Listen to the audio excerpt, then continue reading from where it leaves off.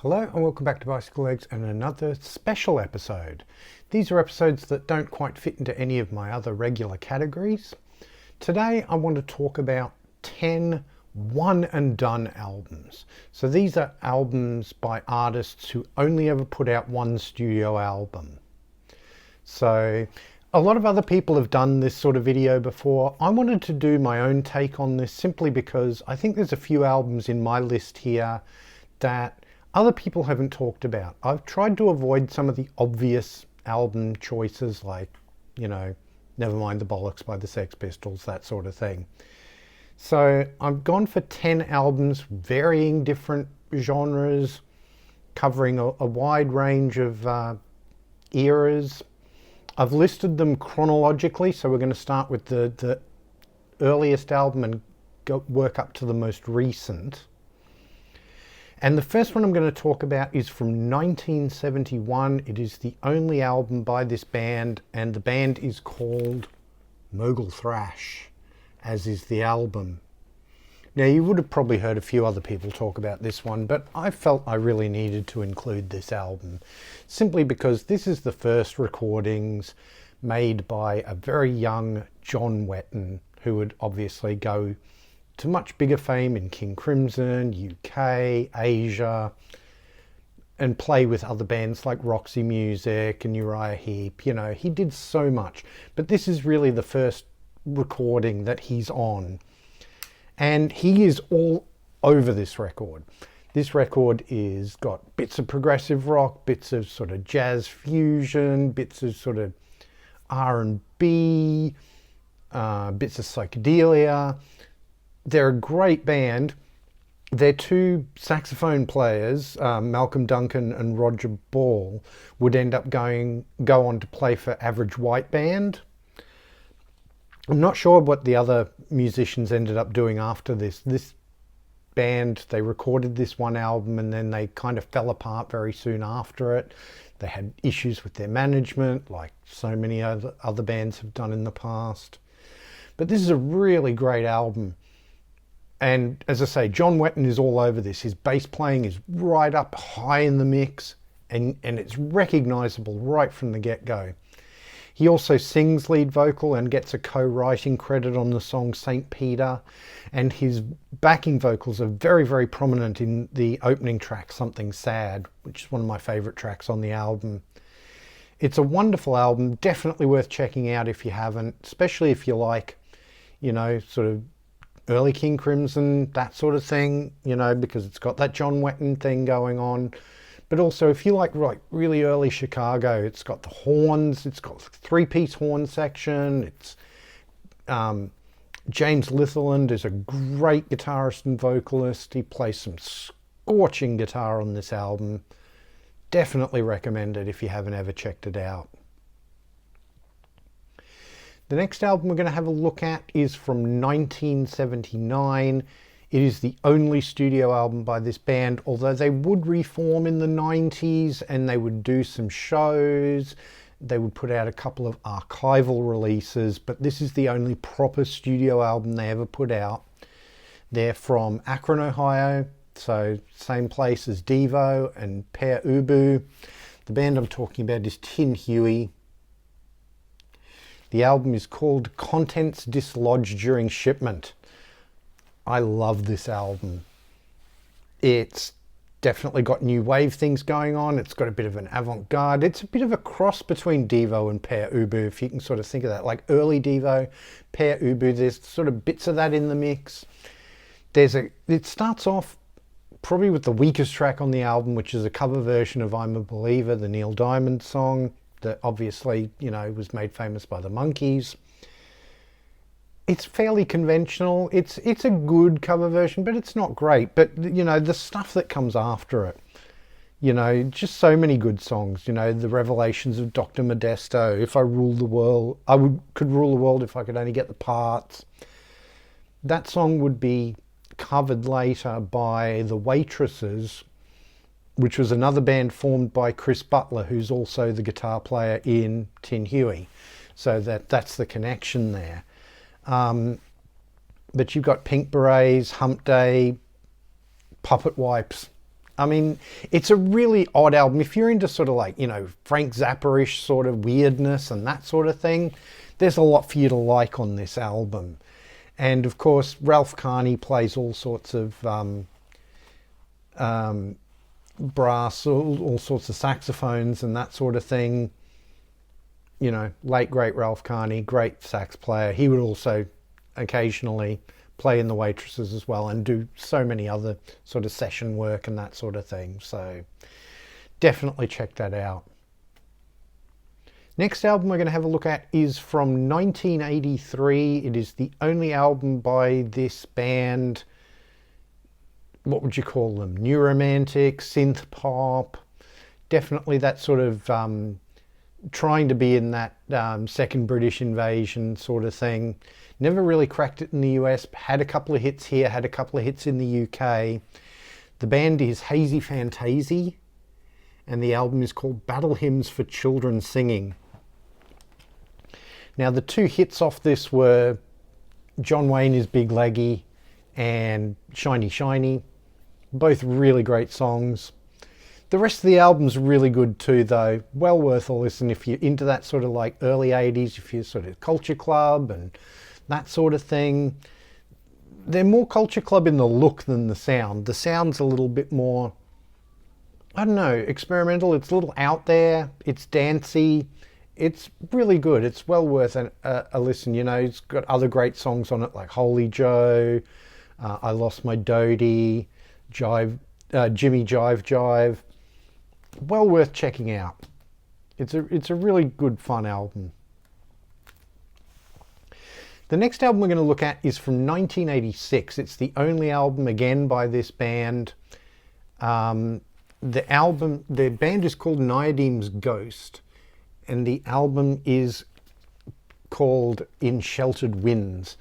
Now this band is Peter Nichols, who was in the progressive rock band IQ from the 80s. Wonderful band. Love IQ to death. Peter Nichols left IQ in late 1985 and he went and formed this band, Niademe's Ghost. And they did this album and this album only. I think they might have done an EP as well, but this is the only studio album they released. It's got a little bit of the IQ sound, but it's definitely not a purely progressive rock album. Although there are definitely progressive elements. There's some tricky time signatures in things like Little Giants. But this has definitely got more of an alternative rock feel, almost a post-punk kind of feel, especially the guitars from David Bennett. Definitely got that sort of angular post-punk kind of vibe going to them. You've got Peter Nichols' vocals, so it definitely has that IQ connection there. It's a really good album. It's not very well recorded, I do have to admit. It's not a great recording, but the songs are undeniable. They're really, really good. Written by the whole band. Obviously the lyrics are by Peter Nichols. So if you like sort of IQ lyrics from the 80s and that sort of thing, you get more of that here. It's a really good album. And then of course Peter Nichols would go and rejoin IQ in 1989, I think it was. And he's been with them ever since. Wonderful band. IQR, and this album, if you're an IQ fan, is definitely worth checking out. It's not quite, as I say, that full-on sort of neo-prog that 80s IQ was, but I think you'll find it very interesting. The next album we're going to have a look at was released in 1988. Again, only album by this band, although they did an EP as well. The band is Martini Ranch, and the album is called Holy Cow. Now, Martini Ranch were a duo. One of the members was a guy called Andrew Todd. The other guy was a guy you've probably heard of, not so much for a music career, but for an acting career, and that is the late, great Bill Paxton. So they got together, did this one album, very Devo, very B-52s, bit of Wall of Voodoo, all sort of mixed up together. If you're into those sorts of bands, definitely check this album out. 3 members of Devo appear on my favourite song on this album, which was a single called How Can the Labouring Man Find Time for Self-Culture? Love that song to bits. I believe Cindy Wilson also appears on 1 or 2 of these tracks. They do a cover of Richard Cory by Simon and Garfunkel, but there's also really great sort of new wave songs like Reach and Hot Dog and Brother Take It Out. It's a wonderful fat burning formula. It's really great, you know, if you're into that sort of mid-80s new wave. I mean, this came out in 88, so it's a little behind the game in that respect, but it's right up there with, you know, that sort of mid-80s new wave sound. Lots of guitars, lots of, you know, keyboards and that sort of thing. It's a lot of fun, this album, you know. It's not a serious album. It's definitely a playful album, a fun album. Definitely worth checking out. The next album we're going to have a look at was released in 1995. It is self-titled. It is a collaboration between 2 guys who are in other bands. The album is Strictly Inc., self-titled. Of course, this is a collaboration between Tony Banks from Genesis and Jack Hughes from Wang Chung. Tony writes most of the songs, Jack co-writes a couple of them. He sings and plays guitar on the whole album. Tony obviously does the keyboards. It's a wonderful album. If you like that sort of 80s Genesis, if you like Wang Chung, but if you also like the earlier, you know, if you wanted to get into some of the proggy stuff that Genesis used to be into, there is a 17-minute epic on this album called An Island in the Darkness. This album is that song is worth the price of admission alone. Absolutely wonderful. But Don't Turn Your Back on Me is a great single.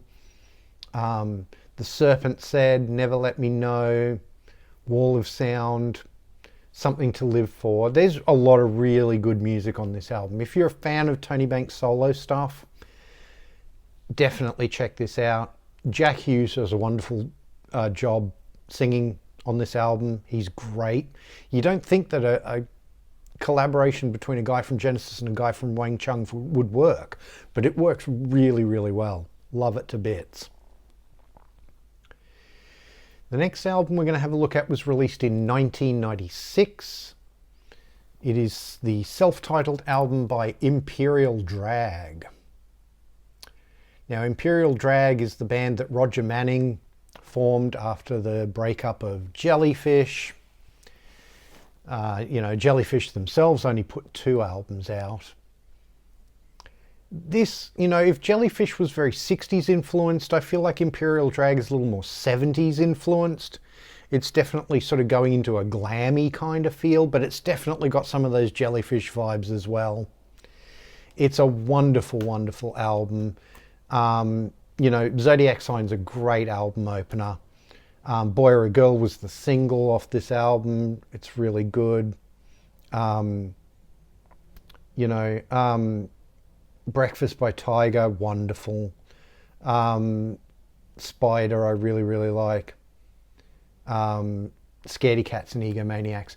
If you like Jellyfish, you should definitely check this album out if you haven't already, because it's an absolutely wonderful album. Unfortunately, it would not sell very well, as indeed the 2 Jellyfish albums didn't really sell very well. And Imperial Drag would break up. Roger Manning, of course, these days is the keyboard player in Beck's band. He's doing a bunch of other things too. If you ever get a chance to listen to Roger Manning's solo stuff and his stuff with the Licorice Quartet, definitely check all that out too, because it's really, really wonderful. Next album we're going to have a look at was released in the year 2000. It's another collaboration between 3 artists from well-known bands. It's the only one that they would do, and that is Like a Brother by Beckley Lamb Wilson. Now this, of course, is Jerry Beckley from America, Robert Lamb from Chicago, and Carl Wilson from the Beach Boys. This actually came out a couple of years after Carl Wilson had passed away. but he like recorded all his stuff. There's 10 songs on the album. I think there's 2 or 3 bonus tracks if you can get the Japanese one, but the regular one has 10 songs, and Carl Wilson actually sings and writes 5 of them. So he's very heavily involved in this album. If you like those bands, if you like America, Chicago, Beach Boys, that sort of, AOR, soft rock, yacht rock, whatever you want to call it, this album will definitely hit those sort of pleasure buttons for you. It's really wonderful to hear the 3 of them sing harmony and just collaborate together on an album like this. The title track, Like a Brother, is wonderful. I Wish for You, Watching the Time, Sheltering Sky, Today. It's a really, really good album if you're into that sort of music. I definitely recommend it. And again, obviously they couldn't do another album because by the time this one came out, Carl Wilson already no longer with us, which is very sad. The next album we're going to have a look at was released in 2006. It's the only album by this band, and it is Window to the Soul by GPS. Now, GPS were Guthrie Govan, John Payne, and Jay Shellen. They were 3 out of the 4 members of what was then the last incarnation of Asia, and before Jeff Downes left, and they did a reunion of the original Asia lineup. So John Payne, Guthrie Govan, Jay Shellen went on to do GPS instead. A lot of these songs were originally intended for an Asia album. They bring in Ryo Okamoto from Spock's Beard to play the keyboards on this album. If you like those sort of latter-day John Payne era albums, which I do, I've got a video for in defense of the John Payne era of Asia. I'll leave a link to that in the description. If you like that sort of music, this is definitely an album worth getting if you can find it. The title track is wonderful, New Jerusalem, Written on the Wind, All My Life, Since You've Been Gone. Yeah, I mean, Guthrie Govan is such a great guitar player, and he plays some lovely stuff on this album. So yeah, definitely recommended for people who are into Asia, particularly the John Payne era of the band. I really like this album. It's definitely worth checking out. And then the last one we're going to have a look at was released in 2011. It's an interesting project. It's the self-titled album by Pajama Club. Now, who are Pajama Club, you may ask? Well, basically, it started off as a collaboration between Neil Finn from Split Enz and Crowded House and his wife Sharon. Their 2 boys, Liam and Elroy, who are now in Crowded House, had moved out, and so they were empty nesters. It was just the 2 of them in the house. And they started having little jam sessions in Neil's music room. And Neil would play the drums, which he wasn't a drummer, and Sharon would play the bass, and she didn't really know how to play bass. And they would do these jams, and they would wear their pajamas. They would be in their pajamas, and that's why the band was called Pajama Club. And they decided to go on with it and turn them into proper songs and make an album out of it. And it's really, really good. If you like sort of Crowded House, but more specifically, if you like Neil Finn's solo stuff where he goes off on tangents and gets a little bit weird, a little bit funky, a little bit strange on some of those that like Try Whistling This or Dizzy Heights. This album is definitely for you. There's definitely some sort of psychedelic moments on it. It's wonderful sort of, listening to a basically untrained rhythm section play, but still with that wonderful Finn songwriting. Neil and Sharon working together write some really great songs. Tell Me What You Want, Can't Put It Down Till It Ends, From a Friend to a Friend, Go-Kart, Dead Leg, The Game We Love to Play. There's a lot of really good songs in there. I actually got to see Pajama Club play in a little club that's unfortunately shutting down called The Zoo, which holds maybe 300 people. It's a really small club. And to see someone as famous as Neil Finn in a tiny little club like that was just absolutely wonderful. And they were great. They put on a really, really good show. They had a couple extra people there to flesh out the sound and that sort of thing. But yeah, it's a really good album. And if you're a Neil Finn fan, Crowded House fan, Split Enz fan, definitely check this album out if you've never listened to it. So there you have it, everybody. That's 10 one and done albums, artists that only ever released one studio album. Please let me know in the comments if you know any of these albums, which ones you like, which ones maybe you don't care for so much. Let me know your favourite one and done albums. I've left a bunch out. As I say, I've tried to go for slightly more obscure ones, so there's a lot of really good one and done albums that I didn't include in this list because other people have talked about them. But let me know in the comments which ones of those are your favourites too. I'd love to know. Please do like, share and subscribe. It really does help the channel out. If you're new to the channel, please go and have a look at some of my other videos. I have everything playlisted, so if you want to see some of my other special episodes, I have a playlist for those. If you want to see some of my studio albums ranked shows or my In Defense Of shows like the Asia one, I have playlists for those. And if you want to see my appearances on other people's channels, I also have a playlist for those. If you want to follow me on social media, I'm at bicyclelegs on Instagram, Twitter, and a bunch of other places. I also have a dedicated bicyclelegs Facebook page. Links are all in the doobly-doo. Please come and give those all a follow and join in the conversation. I'd really love to have you there. Thank you very much for watching, and I'll see you in the next one.